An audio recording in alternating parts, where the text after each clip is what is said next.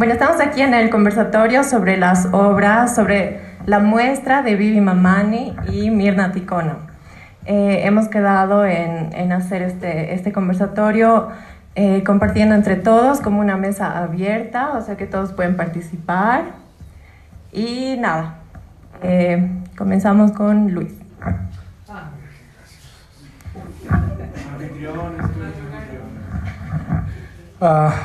Bueno, un saludo para mi mamá que me está viendo en la tele.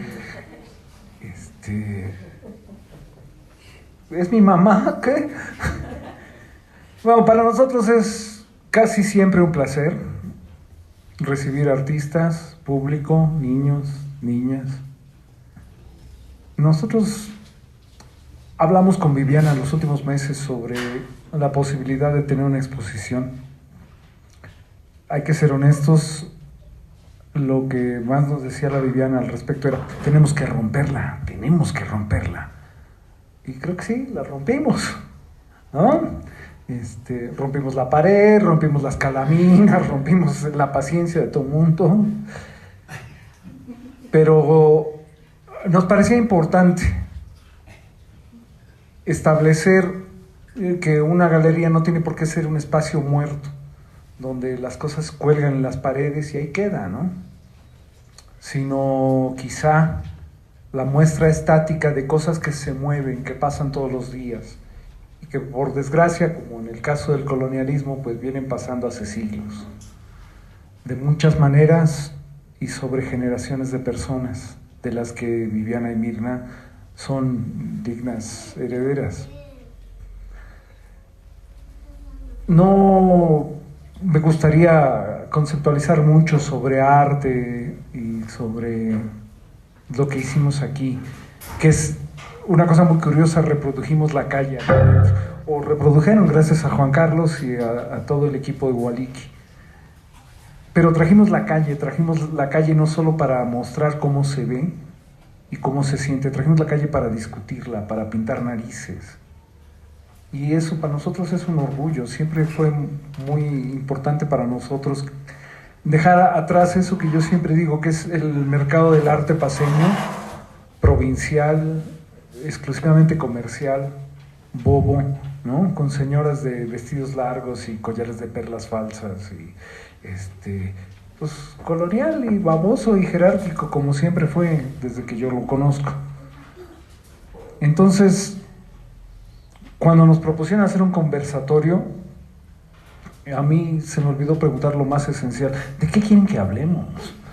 Entonces, pues hablo de lo que se me antoja, saludo a mi mamá y les doy la bienvenida y a ver qué pasa, ¿no? Hablen si pueden.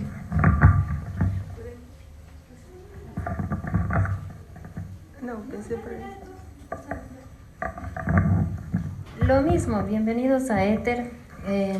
Cuando hemos abierto este espacio queríamos que sea así, que la rompamos con ese tipo de obra para podernos cuestionar, para podernos mirar, y que sea un espacio que, cuando lo hemos pensado, yo he pensado en todo lo que no quería que sea. Entonces creo que lo estamos logrando. Eso, bienvenidos. Bueno, mi nombre es Juan Carlos Galle, soy del Espacio Hualiqui, soy parte de ese equipo del Espacio Hualiqui y la verdad nos ha encantado intervenir ese espacio con elementos que capaz rompen estos espacios de estos cubos blancos. Es muy divertido hacer eso. Bueno, también me ha parecido muy interesante trabajar con narices ya desde hace mucho tiempo. Por ejemplo, ya creo que ya es un año, ¿no? Viví desde la primera exposición en el Hualiqui. Teniendo en cuenta esto, y ¿por qué? Porque si un cachito recordamos, trabajar con narices ha sido muy divertido dentro de la historia. Por ejemplo, ya que la nariz es un elemento, de símbolo, de identidad cultural, incluso de resistencia, pues en la Mesoamérica, junto a los mayas y los aztecas, hacían ciertas modificaciones para acentuar la nariz y darles mayor poder. Es más, hasta los incas tenían esas narigueras hechas de oro y plata.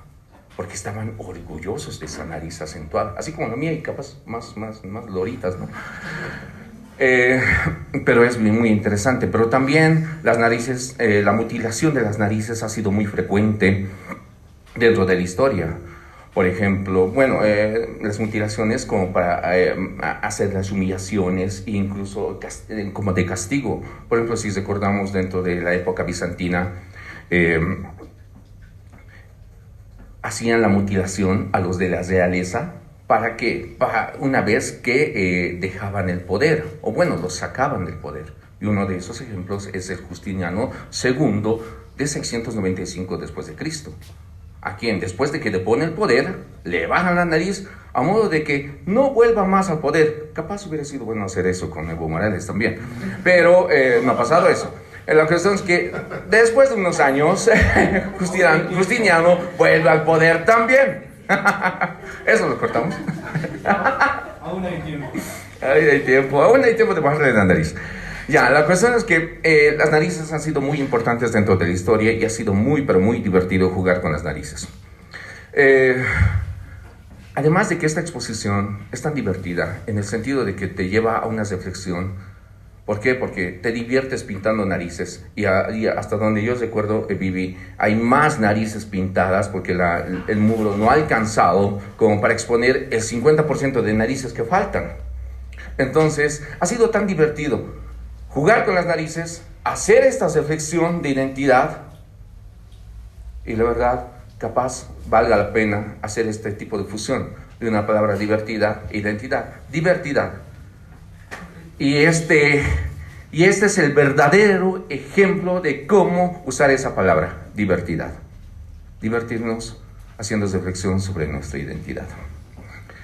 Y me parece tan interesante pues traer estas calaminas que de alguna forma son el símbolo de una instalación tan hermosa que se ha hecho, no sé si accidentalmente, allá en el Prado con el Cristóbal Colón.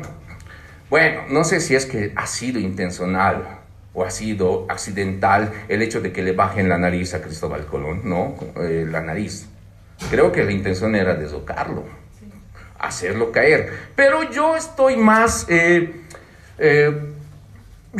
conforme así como está, paradito y que se vea a la gente. Porque si lo hubiéramos hecho caer, solamente hubiera quedado solamente para esa generación, para ese grupo de gente, y hubiera sido olvidado.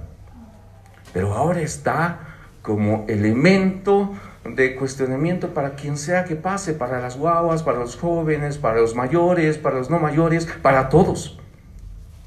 Entonces, me parece que está mejor así y así que se quede. Así debería estar. Además de que necesitábamos muros, y esos muros de calamina pues son un elemento además de funcional y estético, y me encanta allí con su cara pintadita, sin nariz, pero riquito. Además de que en ese muro de calaminas pues hay mucha gente que va colocando sus propagandas, ¿no? Entre grupos de rock, también ahí intervino también Mirna y también Viviana con sus afiches, y también creo que también he visto algunos afiches sobre reconstrucciones de narices. Entonces me parece genial, es alucinante, es divertidísimo, y como les decía, creo que vale la pena usar esa palabra, divertidad. El Alto está acostumbrado a hacer este tipo de exposición, este tipo de acciones. Lo que sí, algún rato yo lamento es que allá en el Alto quienes hacen más grafitis son las personas mayores. Ustedes se preguntarán quién. Bueno, las personas que dicen se pintan locales, por ejemplo, prohibido enamorar, o si no, auto sospechoso, será quemado vivo, ¿no? O si no, otro tipo de leyendas como deudor moroso, ¿no? Y son los mejores grafiteros allá en el Alto. Además de que hacen murales también, ya han debido ver, ¿no? Ahí un Iron Man con su rodillo pintando un local, y es una propaganda buenísima, y es un mural así como de 3x3, y es alucinante, entre otros rayos, es alucinante.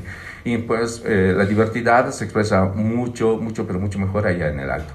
Y bueno, yo estoy muy orgulloso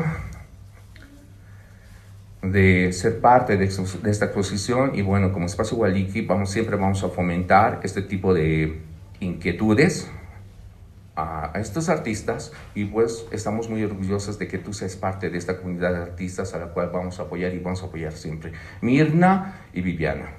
Hayaya, Cristóbal Condori, Hayaya, el jardín de aclimatación para blancos. Hayaya. Muchas gracias por la invitación de estar con ustedes esta noche. No esperaba esto.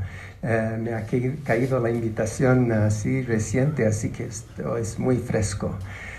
Pero estoy feliz de estar aquí. Estaba escuchando de Éter desde un buen tiempo y muy feliz de ver el Éter y con estas lindas exposiciones ahora.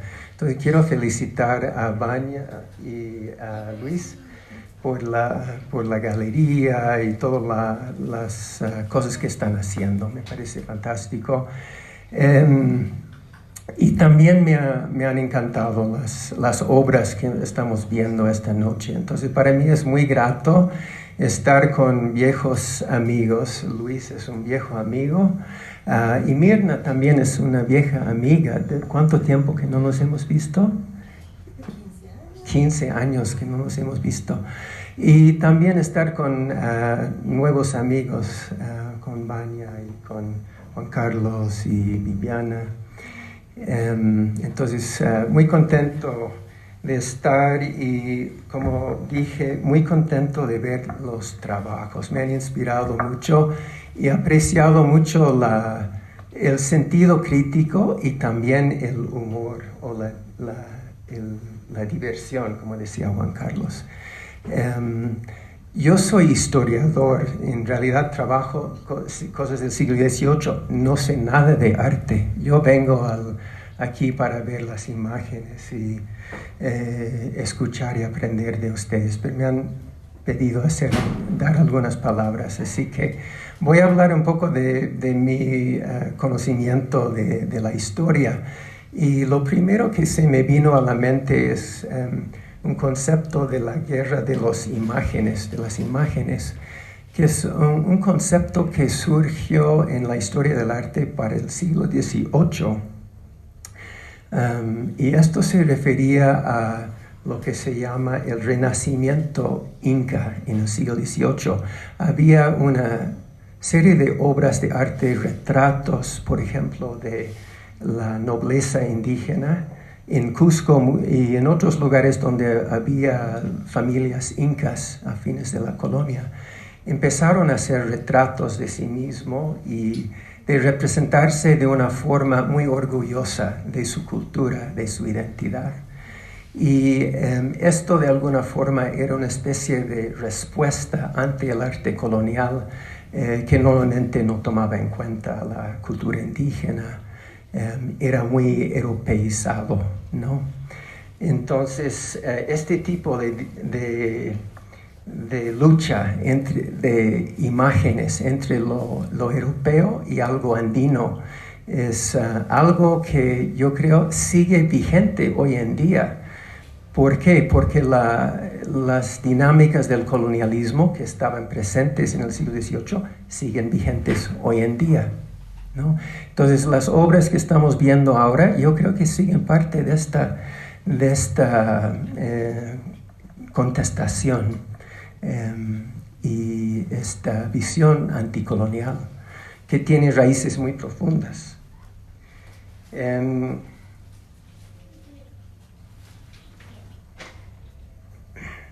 Los insurgentes indígenas producen imágenes también para representar a su causa.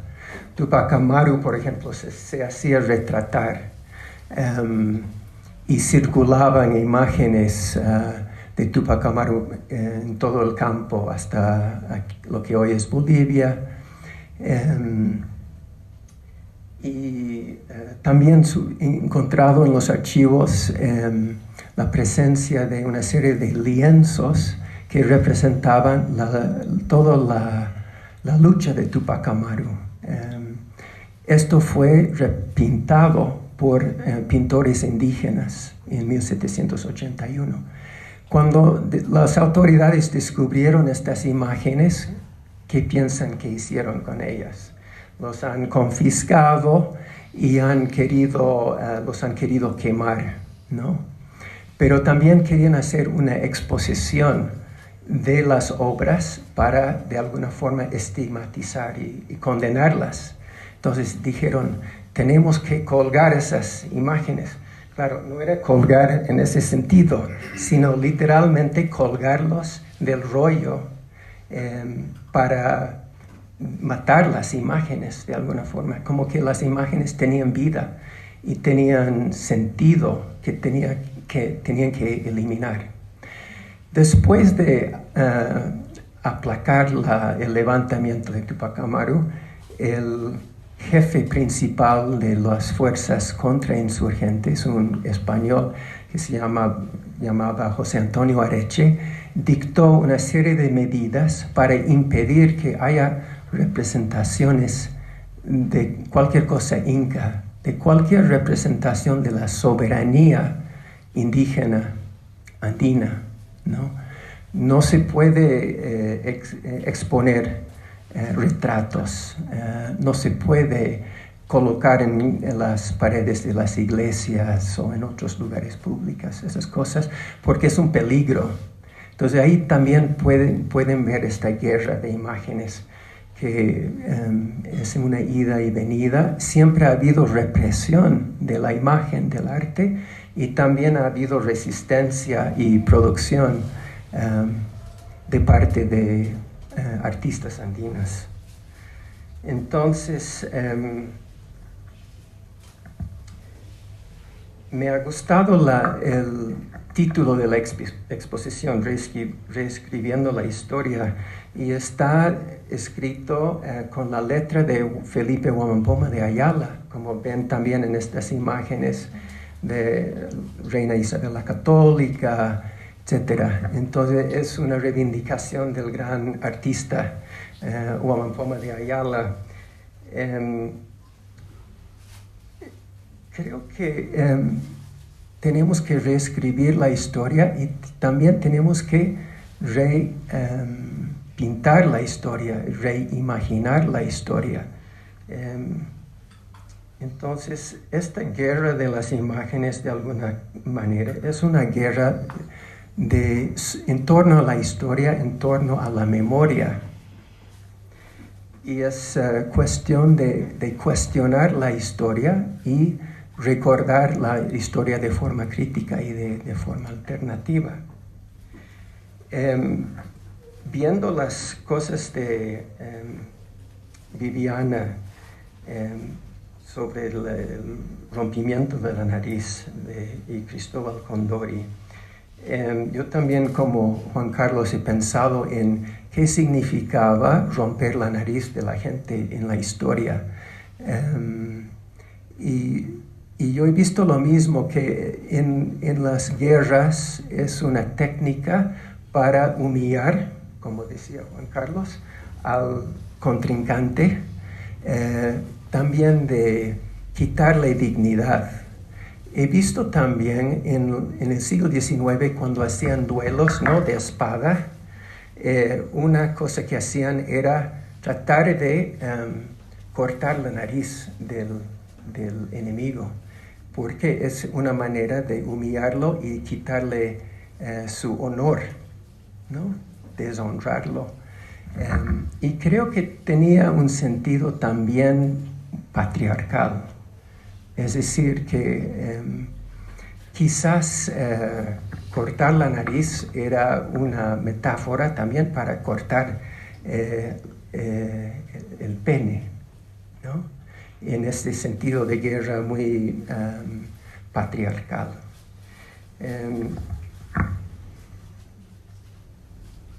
Me pareció, y claro, cuando los activistas han roto la nariz de Cristóbal Colón aquí en el Prado, tenía ese sentido un poco de ataque anticolonial. Pero me pareció muy interesante que el trabajo de Viviana no se queda solamente en la violencia y el acto de asalto, sino que ha resignificado Colón con estas imágenes de figuras andinas, de narices andinas, como decía Juan Carlos también, y narices de animales andinos, ¿no? Entonces, eso me encantó. Yo pensé que sería simplemente una reivindicación de la violencia anticolonial, pero es otra cosa. Es una especie de apropiarse, una especie de andinizar o indianizar, quizás.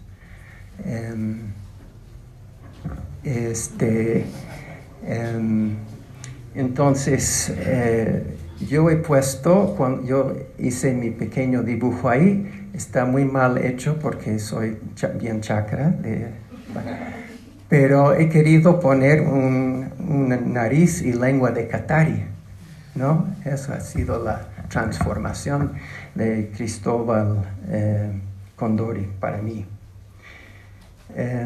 También he pensado en la idea que tenía Viviana de la cirugía estética como una especie de acto de autodesvalorización, de no apreciar la identidad propia. Es algo que recordaba la obra de Fausto Reynaga, donde habla de los monumentos en La Paz, que todos eran de gringos y de extranjeros y casi nada de gente andina. Y entonces resignificar las imágenes en un sentido andino me pareció muy linda respuesta. Y sobre las cosas de Mirna, me encantó también el humor, el sarcasmo y la idea de la inversión que está en sus cuadros, inversión de la dominación colonial, esclavista. Es una movida bien fuerte. Esto se ve de muchas maneras. Por ejemplo, he pensado en la cultura campesina, cultura popular, en el carnaval. Siempre hay la inversión de los roles, ¿no? Entonces, con humor. He pensado, hay un libro de historia muy lindo de un historiador, Ranajit Guha, que habla en las rebeliones campesinas en la India, una de las formas clásicas de rebelión es invertir el orden establecido. Y da muchos ejemplos de eso en la India, ¿no? Y aquí en los Andes he pensado, no sé si ustedes conocen un cuento lindo de José María Arguedas, del pongo y el gamonal, donde toda la vida el gamonal explota al pongo y un día aparece el pongo y dice que ha tenido un sueño y cuenta que en el sueño se veía que él había muerto y el gamonal también había muerto y los dos se encontraban en el cielo y ahí apareció un ángel que pintó al pobre pongo de mierda y luego agarró y pintó al gamonal con miel, ¿no? Como símbolo de su valor. Y luego San Pedro dijo a los dos, ahora para el resto de la eternidad, lámense. Sí. Entonces, eso es un chiste campesino de la inversión, ¿no? Pero y otra imagen que me provocó, vino a la memoria, es de Melchor María Mercado, el artista boliviano del siglo XIX, que no sé si conocen una imagen de él que muestra, es de una fiesta, pero muestra a un buey que está dirigiendo un arado con dos agricultores. Se llama El Mundo al Revés. Y se llama El Mundo al Revés, exactamente, es la inversión. Los dos agricultores están con el yugo encima y el buey está con un látigo o algo así. El mundo al revés, otra vez la inversión.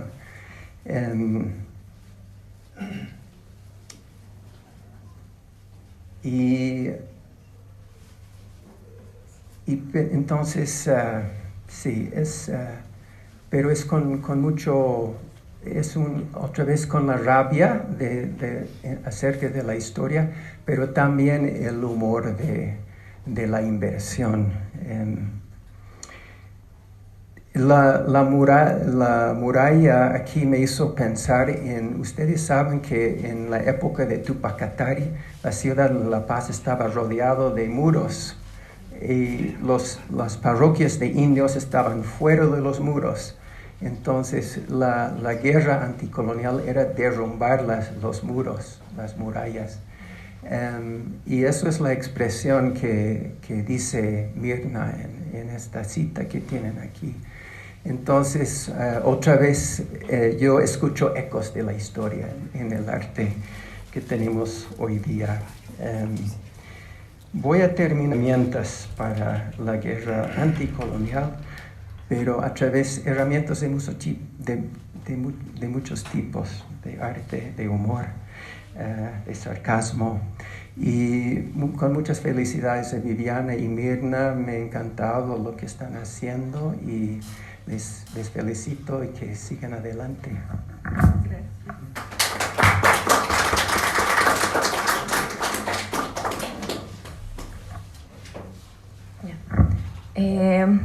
Lo que yo había pensado para el conversatorio era un poco hablar de las prácticas artísticas de las chicas, de su proceso artístico para hacer esta obra. También había pensado en la palabra ficción, ¿no? Que quizás podemos tocar también, porque tú la pones en tu obra y tú estás ficcionando. Y muchas veces hacer obra con una temática como esta es muy difícil ficcionar, un poco siguiendo lo que decía Sinclair, ¿no? Como que él habla del sarcasmo y todo eso. Y yo hablo de esto, de ficcionar, ¿no? Porque la blanquitud está repleta de ficciones. Y eso, ¿no? Como hacer obra dentro de la ficción en un tema tan, no sé, complejo como este es increíble. O sea, a mí me encantan sus obras por eso. Y si quieren guasearse, ya, también estaba pensando que podíamos hablar de las prácticas colonizadoras en el mundo del arte. No sé. Bueno, primero hablen de su práctica artística, chicas. Bueno, mi nombre es Mirna Ticona, soy aymara y pues escucharles a mí me motiva mucho, y escucharte a ti, Sinclair, me hace referencia también a lo que soy, ¿no? Como indianista, catarista y aymara, mi identidad política, ¿no? Entonces, eso de las murallas, de la guerra de las imágenes, es lo que continúa, ¿no? Que nunca ha parado, porque tampoco las cosas han cambiado, sigue el colonialismo. Nosotros, hablar de una aymara en el arte es tremendo, ¿no? Porque tenemos que cruzar como Tupac Katari murallas, enfrentarnos, chocarnos, volvernos a chocar, porque el arte en sí es blanco, ¿no? Y estamos en un cubo blanco. No es fácil, pero ahí estamos y siempre hemos estado. Ya han pasado muchos años desde la creación del jardín de aclimatación, desde el siglo XIX, desde que nos han deshumanizado a indígenas negros y negros, y seguimos, salimos a la calle y ahí está, entramos a una galería de arte y ahí está, estamos en diálogos entre artistas y está presente. Entonces es eso, ¿no? Una continuación, y ver estos procesos tampoco han sido fáciles, ¿no? Son violentos, porque te recuerdan una historia de tus abuelos, de tus tíos, de tus padres. Entonces, ¿cómo trabajar con eso? ¿Cómo trabajar con todo lo que cargamos, ¿no? Con el trauma, con este trauma colonial, con este trauma histórico que llevamos adentro. Y bueno, sí sale, ¿no? Esto del sarcasmo, pero que también es doloroso, ¿no? Pero nos estamos dando un espacio que siempre ha sido negado para nosotros, y lo vamos a apropiar y lo vamos a tomar. Pues nada, eso sería.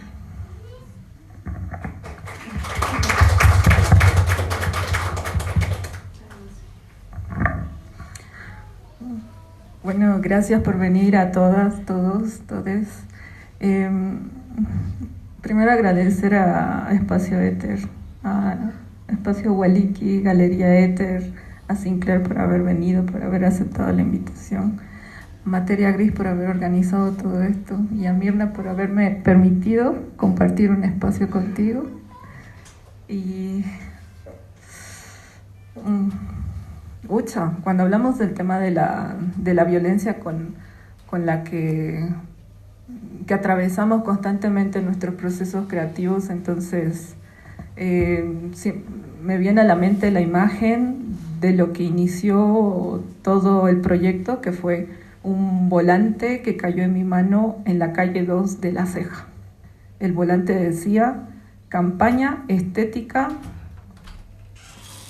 50% de descuento. Yo dije, es una ganga. Entonces, 2 por 1.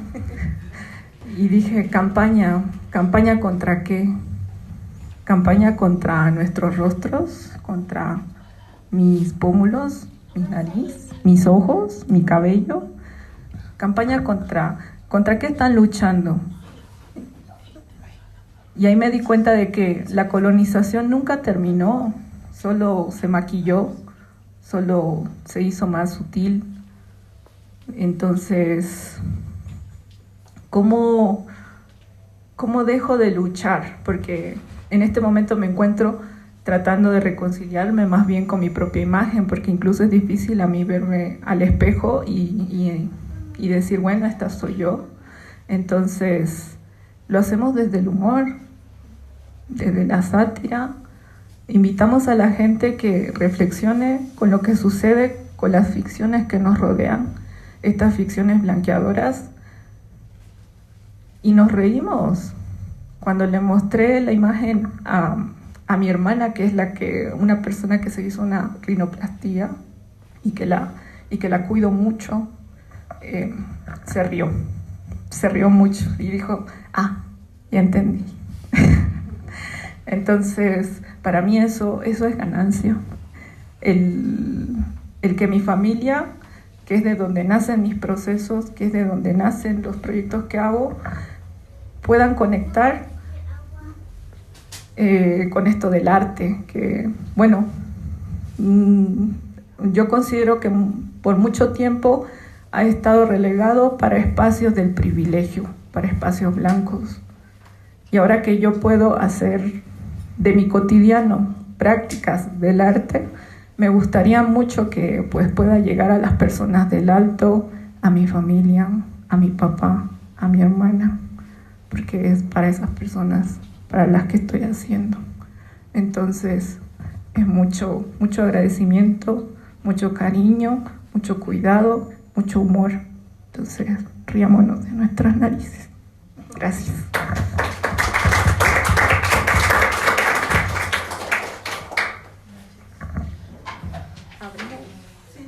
Que ya lo dijeron todo. Más bien hacer una pregunta. En la historia se decía que los pintores que trabajaban como esclavos también, ¿no? Pintaban para los patrones. Es una curiosidad que tengo, porque cuando estudiábamos en historia veíamos los personajes que eran bien andinos, ¿no? No eran bien españoles, sino en Melchor Pérez Holguín, por ejemplo, sus personajes eran bajitos, ¿no? Y en la pintura ellos son más altos, los españoles, pero las obras de Melchor Pérez son todos casi enanos, ¿no? Digo casi de mi tamaño, ¿no? Entonces, como que ellos también trataban de identificarse en las obras, aunque estén blancos, aunque sean personajes que son ordenados a pintar, también se reflejaban en estas obras. ¿no? Se blanqueaban también, pero mantenían este tamaño, digamos, que era muy típico de la gente aymara, digamos, en ese tiempo, ¿no? O los sudamericanos. Y mi pregunta es, me imagino que se dieron cuenta y tal vez castigaron a los pintores de aquella época, ¿no? Tal vez, no sé, ¿hay alguna referencia de eso? Digamos, que ellos intentaban identificarse en su pintura, y si había un reconocimiento o hay alguna literatura que nos pueda mostrar si hay esa evidencia que castigaban a los pintores en esa época, que trataba de identificarse con la pintura, ¿no? Porque eran mandados, eran buenísimos pintores, obvio que les dejaban pintar, pero les ordenaban pintar ciertos temas, ¿no? Eso. Yo no soy experto en esas cosas, pero les puedo contar una cosa que recuerdo. Y es que había muchos artistas indígenas y mestizo andino también en Cusco y también en otras ciudades. Y ellos era un arte popular y tenían mucha producción. Pero en ese entonces, en la colonia, los artistas estaban organizados en gremios. Eso fue una vieja institución colonial, los gremios. Y parece que a fines del siglo XVII, los artistas indios se cansaron de estar como mandados por los españoles y medio que se rebelaron y rompieron con todo el gremio de artistas, de pintores. Y los propios españoles escriben que estos pintores indios son ingobernables, o sea, no los podemos controlar. Sí. No los podemos controlar. Medio que se independizaron, seguían haciendo sus cosas. Quizás no tenían los patrones que les pagaba bien, pero encontraban su pequeño mercado, podían vender arte a caciques. Y entonces es interesante ver una especie de rebelión de parte de estos artistas andinos desde fines del siglo XVII hasta fines de la colonia. Entonces ese tipo de lucha colonial dentro del mismo mundo de los artistas. No sé si ustedes han tomado como fuente el arte colonial, bueno, han tomado a Huamampoma, pero no sé si ha sido una referencia para ustedes el arte colonial para su propia producción. Para mí sí, Huamampoma, sí. He revisado los dibujos, las letras, por eso también tomé como referencia y puse las letras, ¿no?, de Huamampoma en el jardín de Clementación. Pero sí, sigo trabajando con él, con sus dibujos, porque me parecen interesantes, porque salen de otro contexto, es una visión desde otro punto, desde otro lugar de enunciamiento, ¿no? Pero sí, me parece interesante. Después he tratado de buscar también referencias, ¿no?, de artistas criollos, como que los artistas indígenas están muy ocultos, ¿no? No se ve, no firman, son anónimos. Entonces es bien difícil hacer una referencia, lo que debería ser lo más justo, ¿no? Porque solamente los artistas criollos blancos son a los que se les toma como referente en los trabajos de investigación y no a los indígenas. Y bueno, eso, ¿no? Pero sigo en ese trabajo, estoy tratando de entrar a ver las estéticas que habían dentro de eso, porque es bien interesante, porque las puedes reproducir y encontrar también ahora en la calle, muchas de ellas. Entonces, es un trabajo muy, muy grande, pero también es muy oculto, es muy difícil y no es accesible tampoco. Aquí también necesitas, bueno, yo no soy historiadora y soy una artista que se ha formado sola, no he entrado a la escuela, he estado dos años en la Escuela de Bellas Artes y después me he autoformado y pues académicamente también. Entonces, si quiero entrar a un archivo o algún lugar, me dicen, ¿no? ¿Qué estudios tienes? Entonces es una muralla, una muralla más para atravesar, así que, pero están, ¿no? Entonces, bueno, ahí no, exacto. El nombre Cristóbal Condori, ¿cómo lo tenía en la cabeza? Creo que Cristóbal Condori nació al final de todo el proceso, porque cuando nos dimos cuenta de cómo le quedaban las narices y cómo fuimos experimentando con su rostro, el apellido ya no le quedaba. Y yo dije, Colón, no da. Entonces, allá Condori. Porque también era un poco más reforzar ese humor, un poco reforzar esa sátira y un poco también hablar sobre cómo se refieren a las personas de manera despectiva cuando se hacen antes las intervenciones. Le dicen, tienes nariz de tucán, nariz de anta, nariz de cóndor. Sí, hay muchos comentarios en redes muy despectivos. Y mi hermana incluso decía, tengo nariz de jiba, eso, el lomo de la vaca, jiba, dijo. Entonces, es como que reapropiarse de eso y nada, sacarlo y igual sumar a esto del humor. Entonces, por eso le pusimos Condori. Con respecto a la pregunta de Sinclair, creo que en mi caso las imágenes no son de la temporalidad de la colonia, sino más bien de mi contexto, de por allá de los 90, porque en el colegio la primera imagen que tienes de la colonización es una alegoría el 12 de octubre, donde tienes que ir al patio y vestirte o de 3 barquitos que son la Pinta, la Niña y la Santa María, o te toca vestirte de el indiecito. Entonces a mí me tocó vestirme de la indiecita. Entonces es muy jodido porque por mi piel entonces me dicen, ya, te toca representar eso. Ok, me toca. Pero son las imágenes de ahí parten esas imágenes. Es mi primer contacto que tengo con este personaje. Y a partir de ahí pues lo cuestionamos.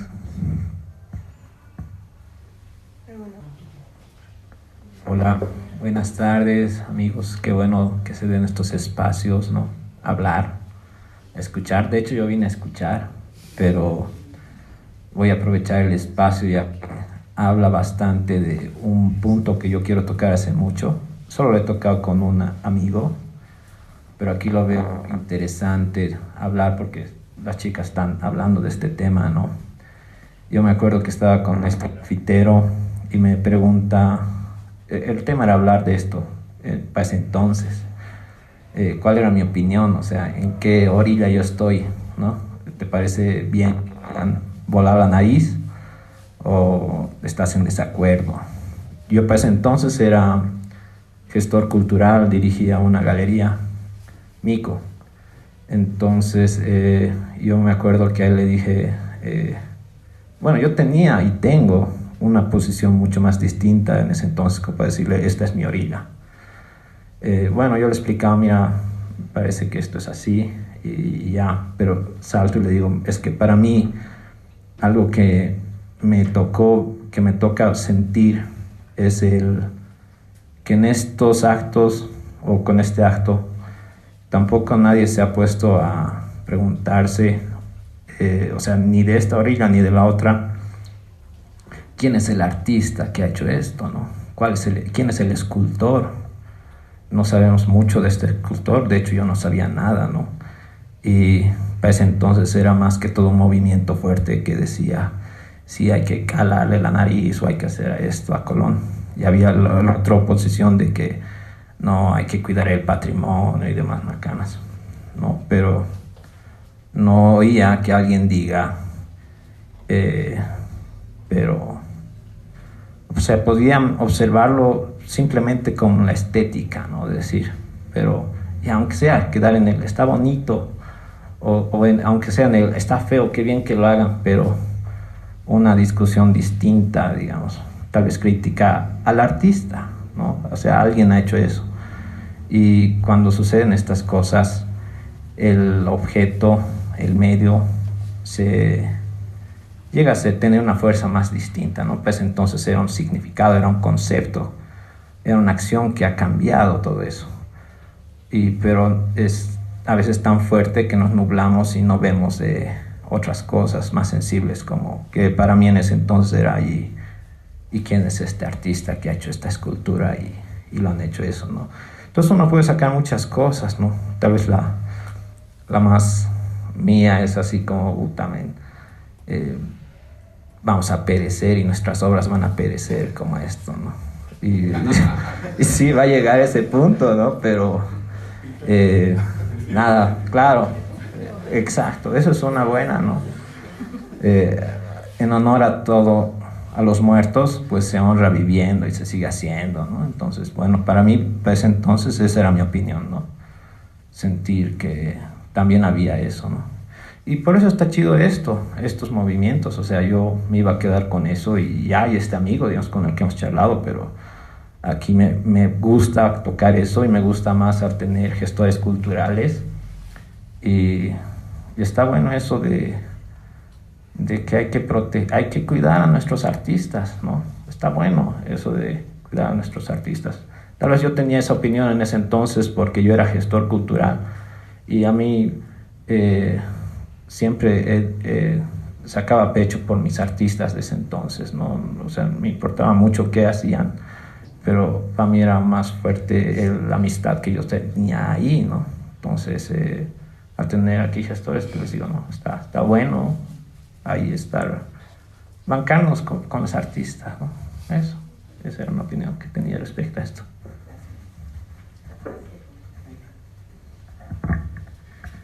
Bueno, sorprendente la exposición, me encantó mucho.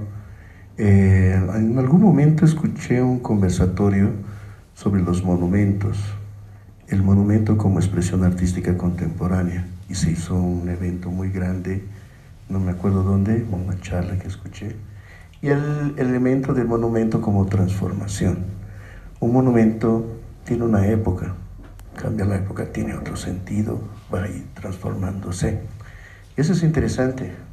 Si hablamos de monumentos, tal vez no es de la Plaza Murillo, hay ciertos respaldos que es un torero, ¿no? No es. Entonces hay mucha cosa para transformar, ¿sí? Imagínate un torero ahí y no otro, ¿no? Y transformando cada monumento y se va viendo. Me encanta mucho este concepto de transformar sin lastimarse. Eso se podía haber hecho tal vez con un monumento que esté con la nariz y sacarle la nariz y transformarla también, ¿no? Eso es bellísimo. Esa constante transformación es bien importante. Hasta pienso de que los monumentos ya no debían ser fijos, debían ser completamente un holograma que se va a ir cambiando conforme las sensaciones de las personas. Lo que has agarrado es un icono bellísimo y felicidades. ¿Sí?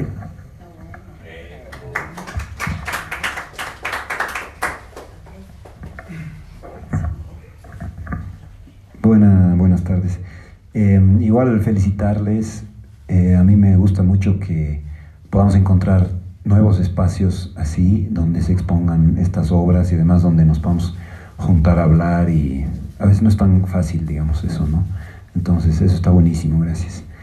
Y igual felicitar a las dos artistas. Yo creo que habían mencionado un poco y en algún momento había la idea de que la charla vaya por ahí, como sobre la blanquitud en los espacios del arte, y creo que es evidente, y más bien creo que es muy bueno que, yo siento que a veces hay amigos, compañeros que por eso se desaniman, digamos, ¿no? Como que, bueno, igual, ¿para qué si después lo van a ver Tres gatos en Calacoto, digamos, ¿no? Y creo que más bien está buenísimo entrar, digamos, ¿no? Y tomar estos espacios y, digamos, traer otras imágenes. Y creo que en ese sentido por ahí, o sea, la literatura está un poco más avanzada quizás que nosotros en las artes visuales, como que siento que en la literatura ha habido un movimiento mucho más grande en los últimos años, digamos, ¿no? Y como que ha cambiado un poco el foco de escritores, no sé, pues que antes eran Cerruto y Sáenz y pueden haber escrito muy bellos libros, pero creo que también escribían desde un cierto lugar, digamos, desde donde miraban la sociedad, ¿no? Y eso está cambiando y obviamente también tiene que cambiar en el arte plástico, en el arte visual, en el cine. Y otra cosa que quería mencionar antes de que se me olvide, que habían mencionado igual el humor con el que están trabajando, y a mí me parece genial porque yo siento que a veces, o sea, antes un poco la estética que tenía el indianismo a mí me parecía aburrida, porque era una estética bien estalinista, como de, o sea, en la escritura, pero también en las imágenes, como de obreros musculosos, ¿no? Como que llevando la revolución y como que, o sea, había un mural aquí en el túnel este de la UMSA, ¿no? Que era así como, o sea, podría haber pintado en Rusia en los años 50, creo, y como que no, o sea, no cuestionar tanto esa, o sea, ¿por qué llegamos a esa estética, digamos, ¿no? Por ideas muy nacionalistas, a ratos hasta fachas, digamos, ¿no? Esa escritura de la tierra y la sangre y no sé qué, que eran temas que están a veces muy presentes en el indianismo, ¿no? Y creo que esto es una renovación, o sea, esto es algo como que a mí me parece genial que nos podamos reír, digamos, ¿no? De las narices de Tucán, etcétera, o sea, creo que es un paso mucho más, digamos, ¿no? Entonces eso me parece genial. Eso.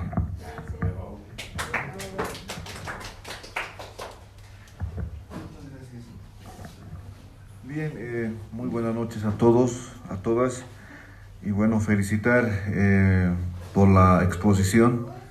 Y bueno, no me había percatado de este detalle, nariz. Sin embargo, he aplaudido mucho el día cuando un grupo de jóvenes indianistas se montaron para pretender derrumbarlo, ¿no?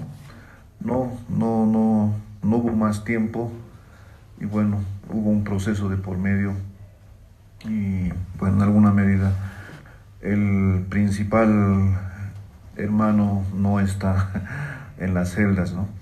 Bueno, me llama muchísimo la atención el tema de la nariz en el sentido de lo que decía el compañero de la diversidad, ¿no? O como una cuestión de sátira en el mundo de lo que se llama, de lo que llaman el folclore, ¿no? Lo popular es recurrente, es habitual, ¿no? La exageración de cómo, ¿no? En el trabajo de la máscara, ¿no? Nuestros artesanos han podido representar al otro, ¿no? Entonces eso es visible en la danza de los doctorcitos, en la danza de los morenos, que no solamente alude a la nariz, pero es la más representativa. Entonces esta nariz, ¿no? En la cuestión aymara está vinculada con el tiula, llamamos tiula al zorro, ¿no? En la representación más moderna, creo que el zorro tiene una apreciación positiva, ¿no? Inteligente. Hasta por ahí un ministro por aquí se llamaba el zorro, ¿no? Entonces era un tipo muy habiloso, muy astuto. Y contrariamente en la noción aymara, en la fábula no aymara, el zorro viene a ser el tipo más tonto, ¿no? No hay una batalla, no una astucia ganada por el zorro, ¿no? Siempre se lo ganan las guayatas, ¿no? Entonces, ¿a qué viene esto, no? De que el zorro, bajo esta perspectiva, es representado como Hachanasani, ¿no? El que tiene una nariz extensa. pero no solamente por una representación de una fisonomía, sino entraña también toda una representación de valores, ¿no? O sea, ese tipo con una nariz extensa, digamos, es un tipo no ñanja, ¿no? Entonces, yo creo que en este proceso, digamos, ¿no? de la resistencia, y el profesor Thompson habla del levantamiento de 1781, cuando los indios se visten de españoles, ¿no? Y también, digamos, ¿no? Cuando empiezan a danzar, ¿no? Y empiezan a danzar con unas máscaras, ¿no? Que representan al español, al europeo, ¿no? El uso del peluquín, ¿no? El uso de la extensión de la nariz, ¿no? La extensión de la jeta, ¿no? Entonces yo creo que también hay que deslabiar, faltaría ese elemento, ¿no? Entonces hay muchos procesos, ¿no? De resistencia contra la nariz, ¿no? Bueno, los indios tenemos una nariz grande. Es cierto que muchas veces yo como papá he sido interpelado por mi nariz y también por heredar la nariz, ¿no? Pero algún rato yo dije, ¿no? De que hay otros sujetos con narices mucho más grandes, ¿no? Como es el caso, digamos, ¿no? De los tibulas, ¿no? De los europeos, ¿no? Entonces, bueno, no llegué todavía al tema de unas cirugías, pero me hizo mucha reflexión porque recordaba en estos días, hay un mundo de los TikTokers, cuando una chica se opera la nariz, ¿no? Y por parecerse a la otra, perdón. Entonces, muchísimas gracias, ¿no? Por la reflexión. Bueno, entonces yo creo que estamos en pie todavía de una resistencia histórica. Y bueno, pero como decía aquí el compañero, con diversidad, ¿no? Con este ánimo siempre de resistir, ¿no? Porque la sátira, ¿no?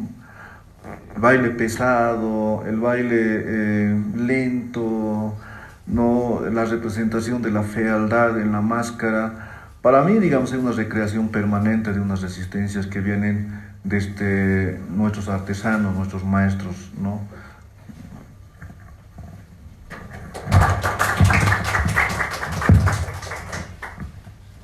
Hola. Bueno, quiero opinar y bueno, escuchando a todos los que dieron su opinión. Bueno, felicitarlas por la propuesta, que es interesante, ¿no? Replantearse, pero yo veo, Vivi, o sea, personalmente que desde lo que te pasa, ¿no? Desde qué te pasa a ti, con reconocer tu identidad, ¿no? Y qué interesante es sacar eso, que eso también nos hace falta, ¿no? Sacar y cuestionar, porque bueno, ya ha pasado tanto tiempo de historias y de tener todavía la cabeza de que nos subyugan, y de alguna forma también hay otro tipo de estéticas ahora que se presentan, ¿no? Ahora más es lo visual, lo rápido, el consumismo, ¿no? Y todavía, lamentablemente, sigue pesando el tema de la perfección, lo bello, que hasta ahora, aunque seas un europeo, no quiere uno identificarse como un ser, ¿no? Que solo es lo externo, y eso también es preocupante porque todavía nuestras cabezas tienen esa mentalidad de que si no es bello, si no es perfecto, y eso pesa también mucho en el arte, que todavía estamos con museos, con galerías, con exposiciones en marcos, en cuadros, lo cuadrado, y es muy interesante, me parece genial. Hola. Pensé que se había apagado. Me parece genial la transformación de un elemento que nadie, o sea, si no tenemos un espejo enfrente, nadie, o sea, no sabemos de nuestra nariz, ¿no? O sea, ve el otro, pero nos reconocemos y a veces no nos queremos aceptar, ¿no? Frente al espejo. Y hay gente que, yo tengo una amiga que es por su gordura y es temática con el tema de su peso, y después ella ve sus fotos y dice, cuando era más joven, y decía, yo no estaba tan gorda, pero ahora no se mira en el espejo. Entonces sería bueno seguir insistiendo en qué nos pasa con no solo marcar la historia, lo que ya pasó, sino ya cuestionarse qué se puede hacer. Y esta propuesta es demasiado interesante porque es un juego, es una propuesta, y así debe ser, ¿no? Porque también nuestras culturas son muy duras, son muy castigadoras. Entonces basta, yo creo que, de castigarse y de pensar que estás mal con algo, y, o sea, tampoco agarrar una libertad plena, pero aceptarnos y tener también otra plasticidad en nuestro ser, en nuestras creencias, y dejar de ser tan duros, ¿no? En cierta forma, dejar también nuestras durezas, porque queremos también ser duros y ahí nos agarramos también de esas durezas. Bueno, eso. Gracias. Felicidades a las dos.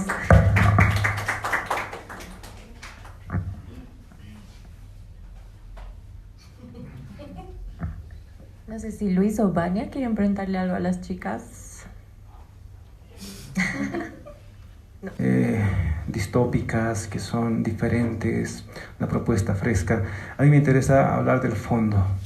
El fondo es el discurso, este es un discurso político para mí, fuertemente político. Y lo que decía Juan Carlos hace un momento es para mí la evidencia de que tiene una relación fuerte con una mirada radical sobre un posicionamiento, en este caso, de los artistas frente a una imposición.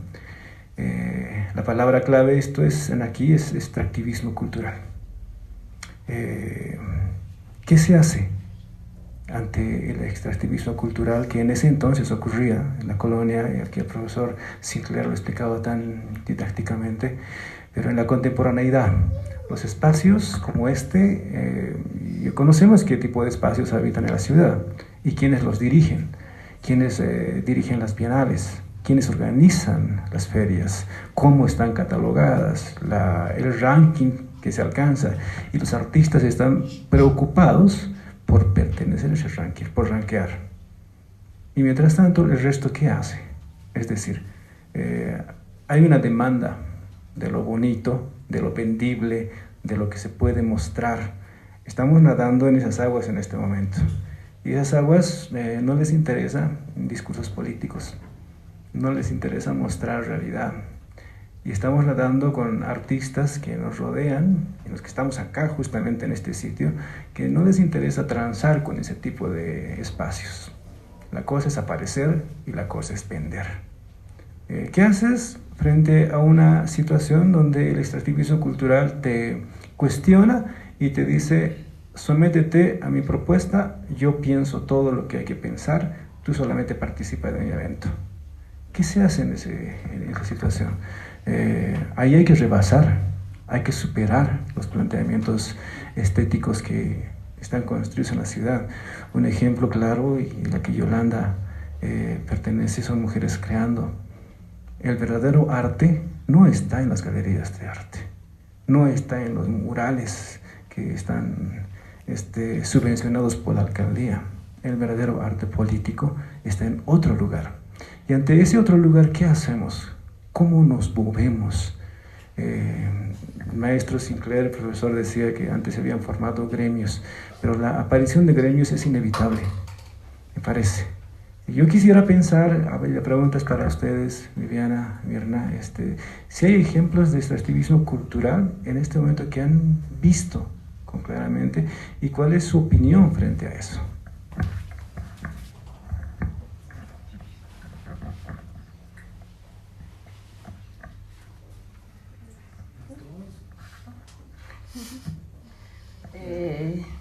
Bueno, primero responder un poquito a la anterior intervención. y decir de que esto pues no es volver al pasado, ¿no? Porque muchos nos dicen a nosotros, los indígenas y aymaras, que somos unos resentidos y que siempre estamos ahí pensando en el pasado, en la colonización y todo lo que ha pasado, ¿no? El genocidio. No es eso, o sea, esto es el presente. Y está cuando sales a la calle, cuando vas a la zona sur, cuando siguen teniendo sus empleadas, cuando los aymaras están limpiando o cuidando los carros de los caras o de los jailones, ¿no? Entonces esto está, no es regresar al pasado, o sea, ¿por qué estoy regresando al 1800 dibujando ahí al Karl Hagenbeck, a la Isabela Católica, al Cristóbalo Colombo, ¿no? Es porque esto no está resuelto.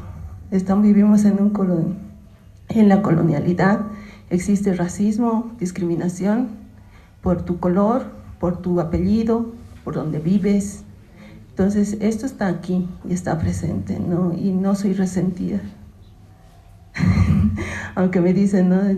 Muy resentida eres, ¿no? Y si quiero ser resentida, ¿qué? No me importa. Ya. Y otro del extractivismo. Claro, ahora el arte, con la moda de la decolonialidad, hay un extractivismo total, ¿no? Y justamente estaba en reuniones y en charlas de qué se está presentando el arte. Por ejemplo, tenemos a la Vicuña, ¿no? A la artista chilena que trabaja con quipus y que hace un extractivismo brutal, ¿no? De la cultura quechua, de los indígenas. Pero ahí te preguntas, ¿no? Y ya está bien, está haciendo sus instalaciones y todo eso, pero ¿y qué para los indígenas? ¿Estamos avanzando? ¿Nos estamos deteniendo? ¿Está aportando algo a la comunidad? ¿Y por qué? Entonces esas cosas te vas preguntando, ¿no? Lo mismo la Cuculi, ¿no?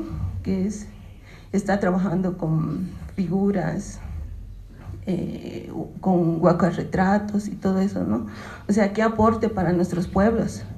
O las tejedoras, cuando vemos en Europa, están restaurando textiles en los museos, pero están restaurando gente no indígena, cuando aquí tenemos capísimas tejedoras así, que podían estar y que les podían pagar bien. Lo mismo en la música. Entonces es un extractivismo muy, muy violento, ¿no? Y racista. Y está aceptado y normalizado. Lo mismo que va a pasar al año, ¿no? Van a hacer una bienal de Cholet sin aymaras, sin quechuas y sin alteños. O sea, ¿a qué estamos llegando y qué estamos normalizando? Entonces, hay que preguntarse, cuestionarse. Y bueno, eso de estar en los espacios en la calle y hacer tu arte en la calle, también es un privilegio para algunos, ¿no? Bueno, mi opción es hacer en la calle, lo hago, soy artista de la calle, guau, así, ¿no? O sea, es darte un toque así de rebeldía, no para todos, no me refiero a todos. Hay gente que sí realmente hace un verdadero trabajo en la calle y está en la calle y viene de la calle. Pero si es para posar o para hacer una interpretación, tampoco, ¿no? Y nos damos cuenta, ¿no? Pero sí, y ese es un cuestionamiento también que se hace uno, ¿no? ¿Por qué exponer en una galería? ¿Por qué estar dentro del cubo blanco? Porque se nos ha negado, pues, o sea, como aymaras, quechuas, a nosotros se nos ha negado estos espacios, y a mí me encanta estar en estos espacios. ¿Por qué? Porque estoy detrás de mí, ¿quiénes van a venir? Vienen otras generaciones, y si me ven, a mí me ha pasado eso, que cuando hago las exposiciones, vienen otras chicas, otros chicos de generaciones más abajo, y me dicen, wow, qué lindo has hecho esto, sí, entonces yo también puedo estar aquí. Entonces estamos abriendo espacios. Aunque no nos gusta, ¿no?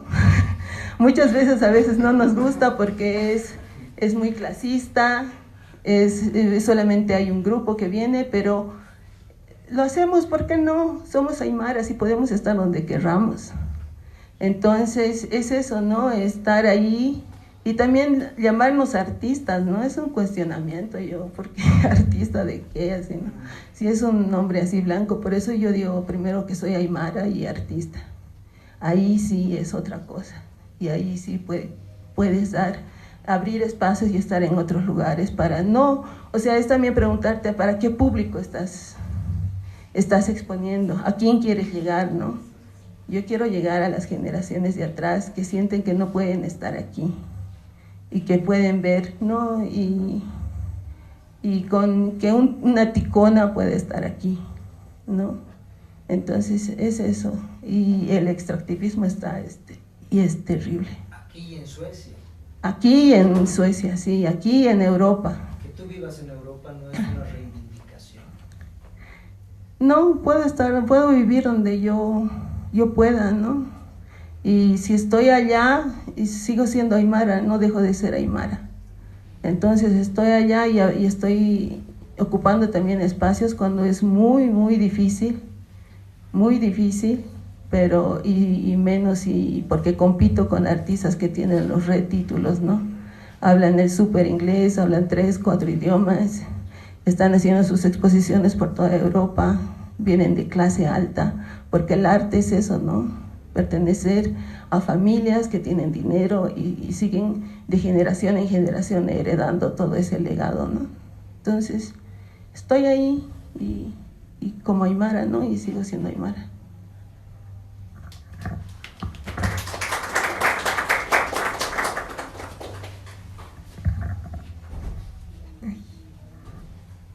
Bueno, yo vengo un poquito más del cine. Recién estoy estudiando cinematografía aquí en la Fundación Grupo Ucamau.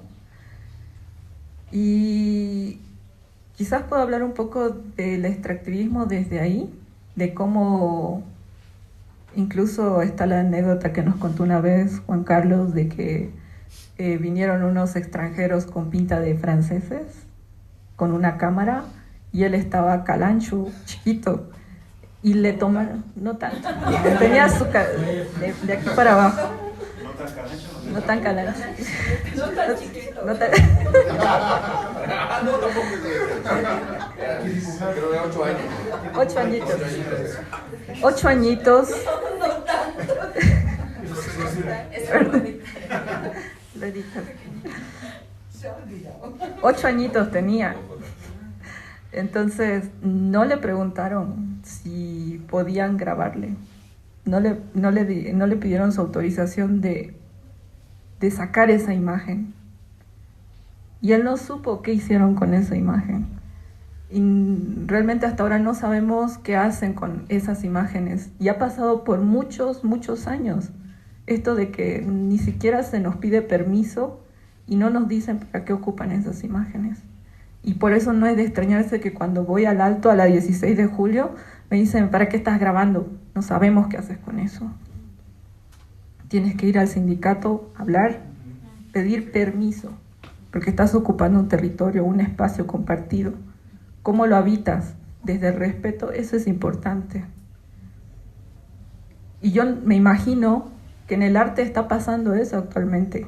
No nos están pidiendo permiso para utilizar nuestras imágenes.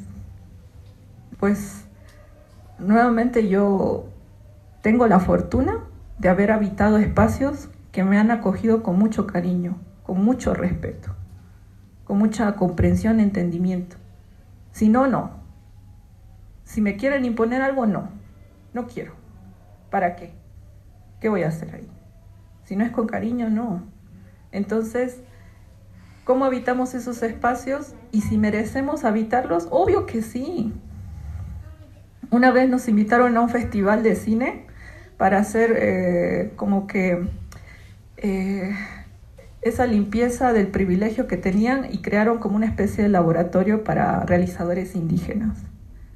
Y cuando llegamos, comenzamos a cuestionarnos esto de lo que es el cine indígena, que constantemente está cargado de mucha exotización, mucha infantilización hacia nosotros y mucha romantización con respecto a lo que somos.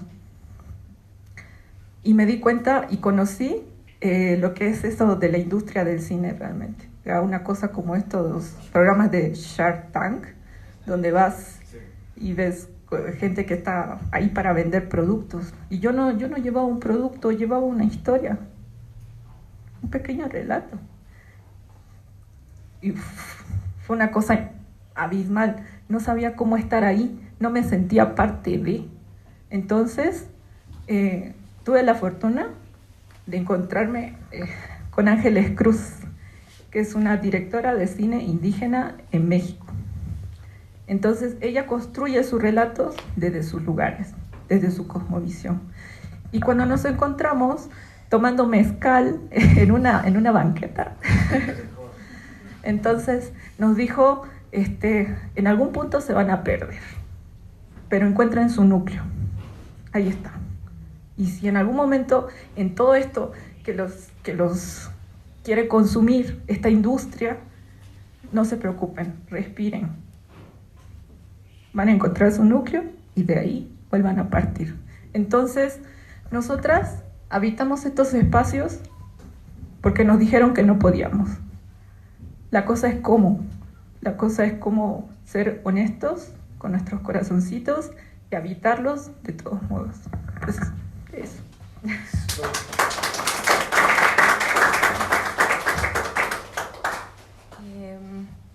¿Sigue funcionando? Sí. Yo también quisiera responderte, Iván. Yo me ponía a pensar, creo que a lo que te refieres es a la apropiación de representaciones, ¿no?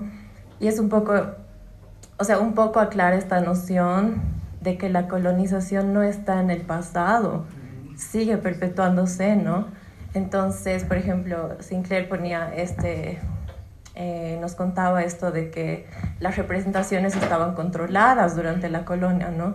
O sea, no era algo libre. Y justamente eso se perpetúa en el mundo del arte aquí también, ¿no?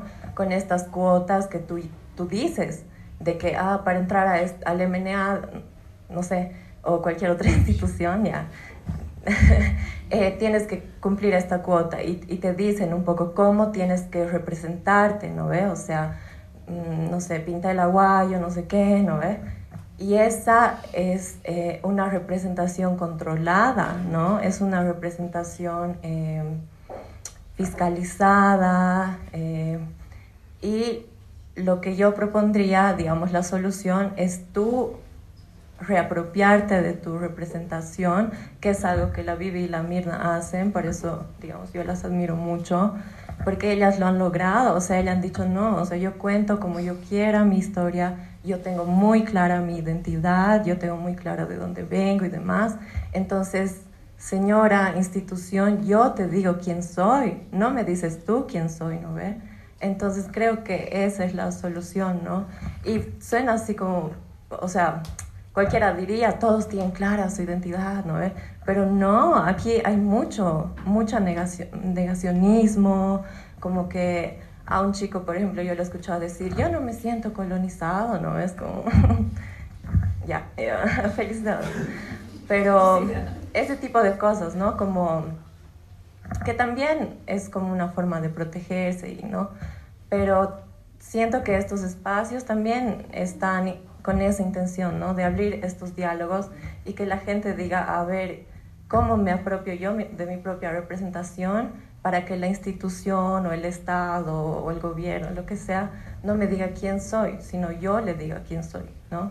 Entonces eso también siento que es muy importante en el mundo del arte, justamente para que no sea fácil cumplir estas cuotas, ¿no? De arte indígena, arte feminista, arte no sé qué, ¿no? Que no sé, termina siendo súper problemático y es uno de los problemas más grandes en el mundo del arte, ¿no? Eso.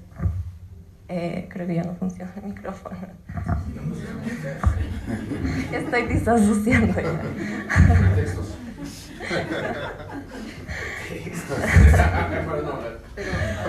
No, ya. Ya lo quiero, ya. No. Pero también está la otra parte, que cuando eres indígena, y a mí me pasó 35 años eso, que me decían, ay, tú eres aymara, ¿por qué no haces aymaras? Como la Susana Castillo. Haz indiecitos, pintas así en las galerías, y yo salía llorando porque de verdad no me nacía. no me nacía hacer eso. Y yo les decía, es que no me gusta dibujar así, niños llorando con su moquito. Yo decía, no voy a hacer eso, pero eso se vende. Y era así una lucha constante, como yo soy indígena, ¿por qué estoy huyendo de mi temática indígena? O sea, había esa, no sé, a mí me molestaba porque decía, pero no es mi realidad. No quiero hacer eso, porque siento que me aprovecho de estos rostros, como la Castillo, no, perdón, doña Susana, si va a escuchar esto, pero yo le criticaba mucho a ella, que ella copiaba a estos niñitos indígenas y además era racista, ya, muy racista. No quería que la toque, ¿no? Entonces era como, ¿cómo puedes representar algo que no amas? Entonces también estaba el dilema, eso es arte, y yo era changa, yo tenía 19 años. Y yo decía, ¿por qué yo tengo que hacer algo que me dicen que haga porque se vende? Y sí se vende. Entonces preferí vender arcángeles en ese tiempo. Pintaba arcángeles, 1, 2, 3, de 4 colores, de 5 colores, como sea. Pero con eso ya me pagaban. Pero era muy difícil y me ha costado mucho ser independiente con mi línea de trabajo, con mi grabado sobre todo, porque se espera otra cosa de uno, ¿no? Y cuando entras a galerías, entras en ese mercado y es bien difícil. Entonces yo, después de 10 años de sufrir eso, decidí renunciar a ser representada por una galería y entrarme en otro ámbito del negocio musical, porque ahí sí se ganaba plata. O la brujería ya. Pero bueno, ahí está. Me has hecho recordar a la Susana Castillo. Yo también trabajaba para ella y trabajaba pintando angelitos, indicitos, y pues necesitaba, ¿no?, dinero. Y ella venía y lo firmaba. Y es otra cosa también que existe, ¿no? Como los artistas indígenas nos hacen eso, nos explotan y después vienen y lo firman. El problema es el mercado. El problema es que el artista, cuando empieza a trabajar, está supeditado por un mercado, por una demanda. Gracias. Yo decía que el problema es el mercado, entonces, la demanda. Hay artistas que tienen mucha capacidad creativa, aquí están presentes, no hace falta mencionarlos, pero tienen una carga estética impresionante. La misma Rocío, sus trabajos, yo admiro sus textiles, las costuras que hace son impresionantes. Jorge Dávalos, el mundo de la acuarela en el que he entrado es impresionante, una acuarela contemporánea, pero ¿dónde se vende y a quién se vende? El problema detrás es que encima de nosotros, que estamos aquí reunidos conversando, hay una corporación ya institucionalizada que decide quiénes van a ir y quiénes no van a ir. Desde ese lado, Gala, no podemos sino hacer lo que tú dices, representarnos a nosotros mismos. No vamos a conseguir más que simplemente organizar exposiciones en espacios así libres como el éter, que aplaudo eso, pero no vamos a llegar a más. ¿Cómo se llega a esas corporaciones? O si es necesario llegarlas o no. El problema es ese. En este país ya hay un lugar, ya hay personas determinadas que te van a decir tú, tú y tú. Vamos para Venecia, o vamos para la feria de aquí, o vamos para este lado. Así es, así funciona esto. Y si no tienes la plata para aparecer en un Mira de Santa Cruz, no participas, pues. Los artistas, entonces, que podría ser un zapatero, la estética de los peluqueros. Alguien se ha puesto a pensar en el alto. Esa estética en el cabello es impresionante. Arte contemporáneo. ¿Y dónde están ellos? En sus peluquerías. ¿Pero qué están haciendo? Es arte. Ellos nunca van a participar de un Mira, ni van a ir a Venecia. ¿Cómo se lucha contra eso? En realidad, de fondo, para mí es justamente problematizar y poner en cuestión justamente esos mercados y su rol como mercados. ¿Qué de bien están haciendo las galerías institucionalizadas aquí en La Paz para la sociedad, para la integración de 2 culturas, de 3 culturas? ¿O solamente les interesa que el artista alteño que pinta bien, que hace unas esculturas impresionantes, vaya a su galería y venda a $3,000, $4,000 y listo? El resto no le importa nada, no le interesa culturalmente acercarse a determinada población, a determinada cultura, hablar con las tejedoras, hablar con las queseras, con los peluqueros, con los minibuseros. Esos minibuseros y sus estéticas en los letreros es impresionante, es otra cosa que también está infravalorada. Toda esa galería del minibús que antes estaba en el micro, es impresionante. Y nadie está mirando eso. ¿Saben por qué? Porque tenemos la mirada fija en las galerías, instituciones y museos, que sí ayudan a la sociedad, eso te ayudan entre comillas, pero de fondo es el mercado. ¿Cuánto de eso sirve, como decía Rocío, ¿no ve? Tenemos que vender para vivir. ¿Cómo se soluciona eso? Hasta ese momento no sé, para mí todavía sigue en dilema eso.